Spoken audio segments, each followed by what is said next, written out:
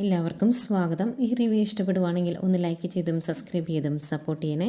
അപ്പോൾ ബാലേന്ദ്രനും കൃഷ്ണമോളും കൂടി ഹോട്ടലിലോട്ട് വരുവാണ്. കൃഷ്ണമോളോട് വണ്ടി ഇരുന്നാൽ മതി എന്ന് പറഞ്ഞിട്ട് ബാലേന്ദ്രൻ ഹോട്ടലിൻ്റെ ഉള്ളിലോട്ട് കയറി പോകുന്നു. അങ്ങനെ റൂമിൻ്റെ വാതിൽ തട്ടുമ്പോൾ വന്ന് തുറക്കുന്നത് ശിവനാണ്. കാണുമ്പോൾ ഭയങ്കര ഒരു പുച്ഛത്തോടെ, ഓ നീയാണോ, നീ എന്താ ഇവിടെ എന്ന് ചോദിക്കുമ്പം, അല്ല എൻ്റെ അളിയന്മാർ താമസിക്കുന്ന മുറി ഒന്ന് കാണാൻ വേണ്ടി ഞാൻ വന്നതാണ് എന്ന് പറഞ്ഞാൽ അകത്തോട്ട് കയറും. എന്നിട്ട് റൂമിലൊന്ന് വട്ടം കറങ്ങിയിട്ട്, ഇതാണോ പെങ്ങളെ സംരക്ഷിക്കാൻ വേണ്ടി ആങ്ങളമാർ റൂമെടുത്ത് താമസിക്കുന്നു, ഇവിടെ റൂമെടുത്ത് താമസിച്ചുകൊണ്ട് നിങ്ങൾ എന്ത് സംരക്ഷണമാണ് നടത്തിയത് എന്ന് എനിക്കറിയത്തില്ല. ഹോസ്പിറ്റലിൽ വന്നിട്ട് ഒരു ബില്ല് പോലും അടച്ചിട്ടില്ല. ഫാർമസി എവിടെയാണെന്നോ ബില്ലടയ്ക്കുന്ന എവിടെയാണെന്നോ ഒന്നും അറിയത്തില്ല. പിന്നെ എന്തിനാണ് ഈ റൂം എടുത്തിട്ടിരിക്കുന്നത്? വേറെ പല ആവശ്യങ്ങൾക്കും വേണ്ടിയാണ് എന്ന് എനിക്കറിയാം. അതെന്തെങ്കിലും ആവട്ടെ, എൻ്റെ മകൾ എന്തി അത് അറിയാനാണ് ഞാൻ ഇങ്ങോട്ട് വന്നത് എന്ന് പറയുമ്പം ശിവൻ പറയുന്നുണ്ട്, നിൻ്റെ മകൾ എന്തിയെ എന്ന് ഞങ്ങളോടല്ല ചോദിക്കേണ്ടത്, നീ വേറെ ആരോടെങ്കിലും പോയി ചോദിക്കുക എന്നിങ്ങനെ പറയുക. അന്നേരം ബാലേന്ദ്രൻ പറയുന്നുണ്ട്, നിങ്ങളറിയാതെ എൻ്റെ മകൾക്ക് ഒന്നും സംഭവിക്കില്ല എന്ന് എനിക്കറിയാം, അതുകൊണ്ട് അവൾ എവിടെയാണെന്ന് പറഞ്ഞേ പറ്റുള്ളൂ എന്ന്. അപ്പോഴത്തേക്കും രാജീവൻ പറയുവാണ്, കണ്ട തെരുവ് നായ്ക്കൾ പലയിടത്തും പോയി കിടന്ന് പല സ്ഥലത്തും കുഞ്ഞുങ്ങളുണ്ടായി കാണും, അതിനെയെല്ലാം വീട്ടിൽ കൊണ്ടുവന്ന് മകളായിട്ട് വാഴിക്കാം എന്നെന്തെങ്കിലും ഉദ്ദേശം ഉണ്ടെങ്കിൽ അത് നടക്കുകയില്ല. ഞങ്ങൾ എൻ്റെ പെങ്ങളുടെ ആങ്ങളമാരായിട്ട് നിലനിൽക്കുന്നിടത്തോളം കാലം അതൊന്നും സാധിച്ചു തരത്തുമില്ല. നീ എന്താ വിചാരിച്ചത്, നിൻ്റെ ഇഷ്ടം പോലെ എല്ലാം ചെയ്യാമെന്നോ? ഞങ്ങളുടെ കുടുംബത്തിൻ്റെ അഭിമാനം സംരക്ഷിക്കാൻ വേണ്ടി ഞങ്ങൾ ഏതറ്റം വരെയും പോകും എന്ന് പറയുവാണ് രാജീവൻ. അന്നേരം ബാലേന്ദ്രൻ പറയുന്നുണ്ട്, നിങ്ങളതൊക്കെ ചെയ്യുമെന്ന് എനിക്ക് നന്നായിട്ട് അറിയാം, അതറിഞ്ഞിട്ട് തന്നെയാണ് ഞാൻ ഇവിടെ നിൽക്കുന്നത്. അതുകൊണ്ടാണ് പറഞ്ഞത്, എൻ്റെ മകൾക്ക് എന്തെങ്കിലും സംഭവിച്ചിട്ടുണ്ടെങ്കിൽ നിങ്ങളൊന്നും തിരിച്ച് ഗൾഫിലോട്ടും സിംഗപ്പൂർക്കും ഒന്നും പോവുകയല്ല, അങ്ങ് സെൻട്രൽ ജയിലിലേക്കാണ് പോകാൻ പോകുന്നത് എന്ന് പറയുമ്പം ശിവൻ പറയുന്നുണ്ട്, നീ എന്നാ ചെയ്യുമെന്നാണ് ഈ പറയുന്നത്? അങ്ങനെ ചെയ്യാൻ പറ്റുമെങ്കിൽ നീ അങ്ങ് പോയി ചെയ്യുക, നീ പറയുന്നതിന് അപ്പുറത്തുള്ള പോലീസുകാരെ കണ്ടിട്ടാണ് ഞങ്ങൾ ഇവിടെ ഇരിക്കുന്നത് എന്ന് പറയുമ്പം ബാലേന്ദ്രൻ പറയുന്നുണ്ട്, ആയിക്കോട്ടെ എങ്കിൽ എന്താ ചെയ്യേണ്ടേ എന്ന് എനിക്കറിയാം, ഞാൻ പോലീസ് സ്റ്റേഷനിലേക്കാണ് പോകുന്നത് കേസ് കൊടുക്കാൻ, എന്നിട്ട് നമുക്ക് കാണാം എന്ന് പറഞ്ഞ് ഇറങ്ങാൻ തുടങ്ങുന്നതേക്കും രാജീവൻ, എടാ നീ എന്താ വിചാരിച്ചത്, നീ വിവാഹത്തിന് മുമ്പ് വേറൊരു സ്ത്രീയുടെ കൂടെ അഴിഞ്ഞാടി നടന്നിട്ട് അതിലൊരു കുഞ്ഞിനെയും ജനിപ്പിച്ചിട്ട് അതിനെ കൊണ്ട് കൂടെ താമസിപ്പിക്കാമെന്നോ? ഞങ്ങളുടെ പെങ്ങളെ ഇത്രയും കാലം നീ വഞ്ചിക്കുമല്ലായിരുന്നോ? 23 വർഷം അവളെ വഞ്ചിച്ചിട്ട് വീണ്ടും നീ നിൻ്റെ ഈ തോന്നിവാസം തുടർന്നിട്ടുണ്ടെങ്കിൽ അത് ഞങ്ങളെല്ലാം അംഗീകരിച്ച് തരുമെന്നാണോ നീ കരുതിയത്? നീ ഒരു വഞ്ചകനല്ലേടാ, എന്ത് ചതിയടാ നീ എൻ്റെ പെങ്ങളോട് കാണിച്ചത് എന്നൊക്കെ പറഞ്ഞാൽ அவங்க അവിടെ കിടന്നങ്ങ് പ്രസംഗിക്കുവാണേ. അന്നേരം മര്യാദയ്ക്ക് ഇറങ്ങി പോകാൻ വേണ്ടി തുടങ്ങിയ ബാലേന്ദ്രനായിരുന്നു. ബാലേന്ദ്രൻ തിരിച്ചു കയറും. എന്നിട്ട് രാജീവനോട് പറയുവാണ്, നിങ്ങൾ ഇത്രയും വലിയൊരു ചതിയുടെ കാര്യം എന്നോട് പറഞ്ഞ സ്ഥിതിക്ക് വേറൊരു കഥ ഞാൻ അങ്ങോട്ടും പറയാമെന്ന്. അന്നേരം ശിവൻ പറയും, നിൻ്റെ കഥയൊന്നും ഞങ്ങൾക്ക് കേൾക്കണ്ട, മര്യാദയ്ക്ക് ഇറങ്ങി പോടാ എന്ന് പറയുമ്പം താൻ കേട്ടേ പറ്റുള്ളൂ, തൻ്റെ ചെവിയിലേക്ക് ഞാനത് അടിച്ച് കയറ്റി തരും എന്ന് പറഞ്ഞിട്ട് ബാലേന്ദ്രൻ പറയുവാണ്, അങ്ങ് ആഗ്രയിൽ ഒരു പെൺകുട്ടി ഒരു 23 വർഷം മുമ്പ് പോയി താമസിച്ചായിരുന്നു അവളുടെ ചേട്ടൻ്റെ കൂടെ. അവിടെ വെച്ച് ഒരു പട്ടാളക്കാരനെ ഇഷ്ടപ്പെട്ടു, അവൻ്റെ കൂടെ കുറേ കാലം താമസിച്ചു. അത് കഴിഞ്ഞ് വീട്ടുകാർ ചെല്ലുമ്പോഴാണ് അറിയുന്നത് അവൾ പൂർണ്ണ ഗർഭിണിയാണ് എന്ന്. അവിടുന്ന് അവർ തിരുവനന്തപുരത്തേക്ക് അവളെ കൊണ്ടുവന്നു, അവിടെ വെച്ച് പ്രസവിച്ചു. ഒരാഴ്ച കഴിഞ്ഞപ്പോൾ ആ കുഞ്ഞിനെ ഒരു അനാഥാലയത്തിൽ കൊണ്ടാക്കി.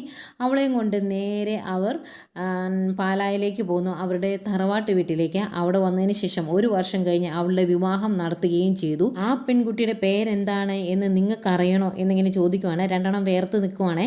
അന്നേരം ബാലേന്ദ്രൻ പറയുവാണ്, ആ പെൺകുട്ടിയുടെ പേര് വൈജ എന്നാണ്, അവളെ വിവാഹം കഴിച്ച ഹതഭാഗ്യൻ്റെ പേരാണ് ബാലചന്ദ്രൻ എന്നിങ്ങനെ പറയൂ കേട്ടോ. അദ്ദേഹം അതങ്ങ് വിശ്വസിക്കാൻ പറ്റാത്തതുപോലെ ഇങ്ങനെ നിൽക്കുവാണ് ശിവൻ. എന്നിട്ട് പറയുക, നീ ആരെങ്കിലും പറയുന്നത് കേട്ട് എന്തെങ്കിലും ഒരു കഥ ഇവിടെ വന്ന് പറഞ്ഞിട്ടുണ്ടെങ്കിൽ ഞങ്ങളത് വിശ്വസിക്കത്തൊന്നുമില്ല, വെറുതെ ആവശ്യമില്ലാത്തത് പറയരുത് എന്ന് പറയുമ്പം ബാലേന്ദ്രൻ പറയുന്നുണ്ട്, താൻ എന്താ വിചാരിച്ചത്, ഞാനൊരു തെളിവും ഇല്ലാതെ ഒരു അടിസ്ഥാനവും ഇല്ലാതെയാണ് ഇവിടെ നിന്ന് സംസാരിക്കുന്നതെന്നോ? തൻ്റെയൊക്കെ അങ്ങ് നീലഗിരിയിലെ നിങ്ങളുടെ ചേട്ടനില്ലേ, അത് നിങ്ങളുടെ കൂടപ്പുറപ്പ് തന്നെയല്ലേ, അതോ അമ്മയോട് പോയി ചോദിക്കണോ എന്ന് ചോദിക്കുകയാണ്. അന്നേരം ശിവൻ ദേഷ്യപ്പെട്ടത്, ബാലേന്ദ്രൻ ആവശ്യമില്ലാത്ത പറയരുത് എന്ന് പറയും. അന്നേരം ബാലേന്ദ്രൻ പറയുന്നുണ്ട്, എങ്കിൽ നിങ്ങൾ പറയുന്ന ആ ചേട്ടനോട് പോയി ഈ കാര്യങ്ങൾ എല്ലാം ചോദിച്ചതിന് ശേഷമാണ് ഞാൻ ഇവിടെ വന്ന് നിൽക്കുന്നത്. ഇനിയും ഞാനത് അവിശ്വസിക്കണോ, അല്ലെങ്കിൽ അത് നുണയാണെന്ന് നിങ്ങൾക്ക് എൻ്റെ മുമ്പിൽ നിന്ന് പറയാൻ പറ്റുമോ എന്നൊക്കെ ചോദിക്കുവാണ്. അമ്മമാരിങ്ങനെ ആകെ വിഷമിച്ച് നിൽക്കുക കേട്ടോ. അന്നേരം രാജീവിന് ഒന്നും പറയാനില്ല. അന്നേരം ബാലേന്ദ്രൻ അടുത്ത് വന്നിട്ട് ചോദിക്കുന്നുണ്ട്, എന്തേ സിംഗപ്പൂർ മേനോനെ വായിക്കാത്ത പഴം കയറ്റി വെച്ചേക്കുവാണോ, ഒന്നും ഒന്നും പറയാനില്ലേടാ നിനക്ക് എന്ന് ചോദിക്കും. എന്നിട്ട് ബാലേന്ദ്രൻ പറയുന്നുണ്ട്, ഞാൻ ഇതുവരെ ഇതൊന്നും ആരോടും പറഞ്ഞിട്ടില്ല. മനുവിനറിയാം, എൻ്റെ മകൾ കൃഷ്ണയ്ക്കറിയാം, അവർ ഇതുവരെ ആരോടും പറഞ്ഞിട്ടില്ല. പക്ഷേ എൻ്റെ മകൾ അലീനയ്ക്ക് എന്തെങ്കിലും സംഭവിച്ചിട്ടുണ്ടെങ്കിൽ ഈ കാര്യം മൊത്തം ഞാൻ ചെണ്ട കൊട്ടി നാട്ടുകാരെ മൊത്തം അറിയിക്കും, എന്നിട്ടേ ഞാൻ അടങ്ങിയിരിക്കുകയുള്ളൂ. ഏതായാലും ഞാൻ ഇപ്പം പോകുന്നത് പോലീസ് സ്റ്റേഷനിലേക്കാണ്. താൻ പോലീസ് സ്റ്റേഷൻ്റെ മണ്ടയ്ക്ക് പിടിച്ചിട്ടുണ്ടെങ്കിൽ അങ്ങ് ക്യാബിനറ്റിൻ്റെ മണ്ടയ്ക്ക് പിടിക്കാൻ എനിക്കറിയാം. എന്താ ചെയ്യാൻ പോകുന്നതെന്ന് താനൊക്കെ കണ്ടോ എന്ന് പറഞ്ഞിട്ടാണ് ബാലേന്ദ്രൻ അവിടെ നിന്ന് ഇറങ്ങി പോകുന്നത്. ഇറങ്ങി പോകുന്നതിന് മുമ്പ് ബാലേന്ദ്രൻ ഒരു കാര്യം കൂടി പറയുന്നുണ്ട്. ഒരു കാര്യം സമ്മതിച്ച് തരാതിരിക്കാൻ പറ്റത്തില്ല. നിങ്ങളുടെ അനീതി, അവളുടെ അഭിനയത്തിന് മുമ്പിൽ ഞാൻ തോറ്റുപോയിരുന്നു. കാരണം അവൾ ഇത്രയും കാലം, ഈ 23 വർഷക്കാലം ലോകത്തിലെ ഏറ്റവും വലിയ പതിവൃതിയായ ഭാര്യയായിട്ട് എൻ്റെ മുമ്പിൽ അഭിനയിക്കുമായിരുന്നു. അവളുടെ ധിക്കാരവും അഹങ്കാരവും അത്രത്തോളം പുറത്ത് കാണിച്ചുകൊണ്ട് തന്നെ അതിൻ്റെ മുമ്പിൽ പിന്നെ നമുക്കൊന്നും പറയാൻ പറ്റത്തില്ല കേട്ടോ. ആ മാതിരി സാധനമാണ് അത് എന്നൊക്കെ പറയുന്നുണ്ട്. ഏതായാലും രണ്ടാളും നാണം കെട്ട് നിൽക്കുവാണ്. ബാലേന്ദ്രൻ ഇറങ്ങിപ്പോയി കഴിയുമ്പോൾ പരസ്പരം മുഖത്തോട് മുഖം നോക്കിയിട്ട് ഒന്നും സംസാരിക്കാൻ പറ്റാതെ നിൽക്കുവാണ് രണ്ടുപേരും കൂടി. അവിടുന്ന് പോരുന്ന ബാലേന്ദ്രൻ നേരെ പോലീസ് സ്റ്റേഷനിലേക്കാട്ടോ വരുന്നത്. അവിടെ വണ്ടി നിർത്തിയിട്ട് ബാലേന്ദ്രൻ കൃഷ്ണമോളോട് പറയും, അച്ഛനകത്തുകൊണ്ട് പരാതി കൊടുത്തിട്ട് വരാം, നിനക്ക് വണ്ടി ഇരിക്കാൻ പേടിയുണ്ടോ എന്ന് ചോദിക്കുമ്പം പേടിയൊന്നുമില്ല അച്ഛൻ പോയിട്ട് വാ എന്ന് പറയുന്നു.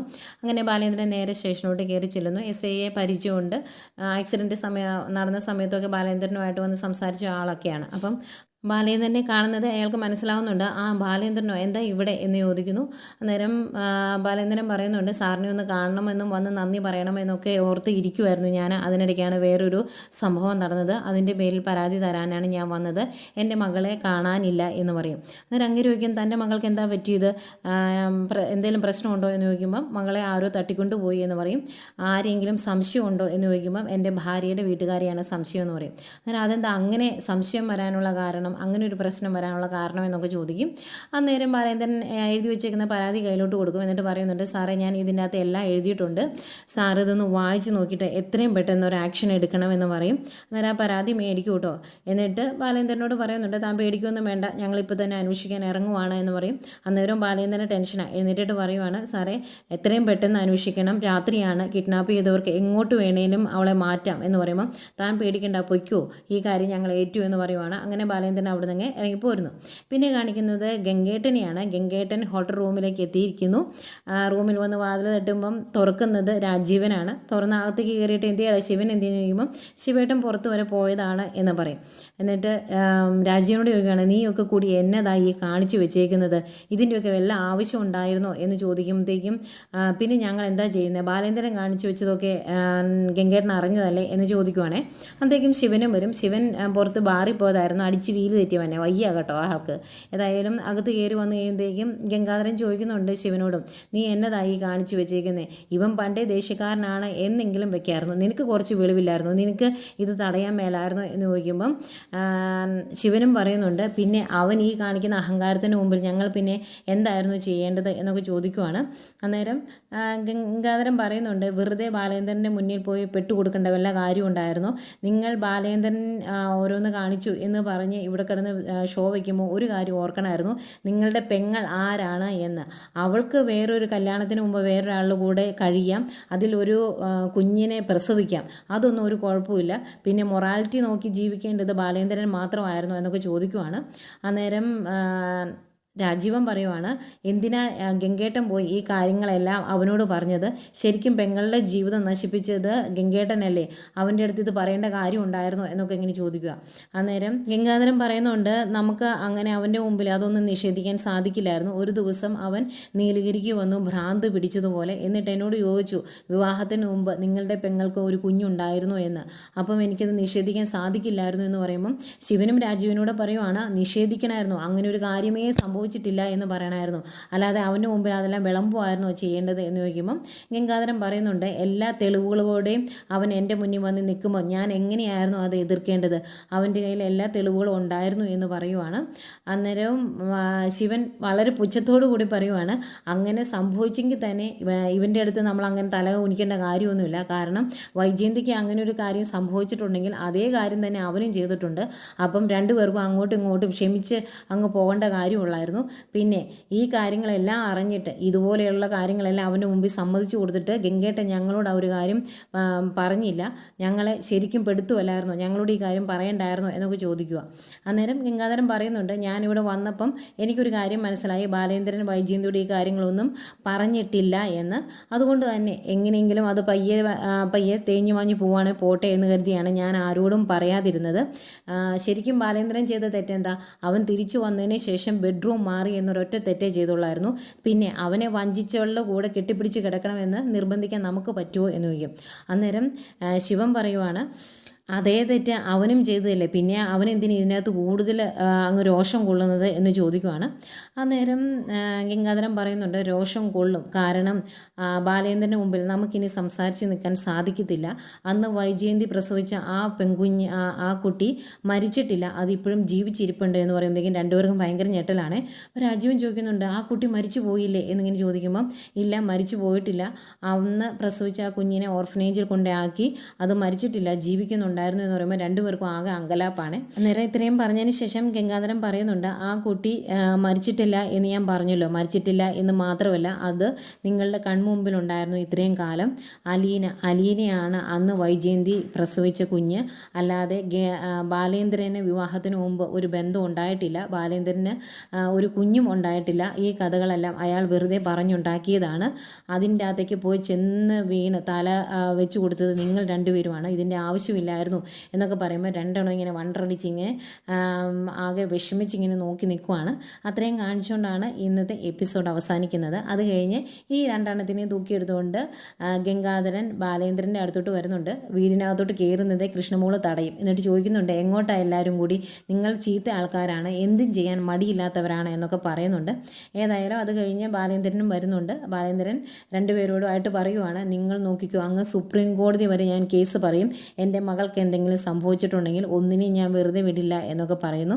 ഏതായാലും ഗംഗാധരൻ കാര്യങ്ങൾ പറഞ്ഞ് സോൾവ് ചെയ്യാൻ ശ്രമിക്കുന്നുണ്ട്. അന്നേരം ബാലേന്ദ്രൻ ചോദിക്കുവാണ് രണ്ടെണ്ണത്തിനോടും, ഇത്രയും കാലം ഞാൻ സംരക്ഷിച്ചത് ആരെയാണ് എന്ന് നിങ്ങൾക്ക് മനസ്സിലായോ എന്ന്. അന്നേരം തല കുമ്പിട്ട് നിന്നുകൊണ്ട് രണ്ടുപേരും അതെല്ലാം സമ്മതിക്കുന്നുണ്ട്. അന്നേരം അതിൻ്റെ കൂടെ ബാലേന്ദ്രൻ പറയുന്നുണ്ട്, ഈ കാര്യങ്ങളെല്ലാം വൈജയന്തി അറിഞ്ഞിട്ടുണ്ടെങ്കിൽ ഞാൻ അവളുടെ കൂടെ ജീവിക്കില്ല, പിന്നെ ഭർത്താവായിട്ട് എന്നും പറയുന്നുണ്ട്. ഇത്രയൊക്കെയാണ് ഇന്നത്തെ എപ്പിസോഡായിട്ട് കാണിച്ചത്.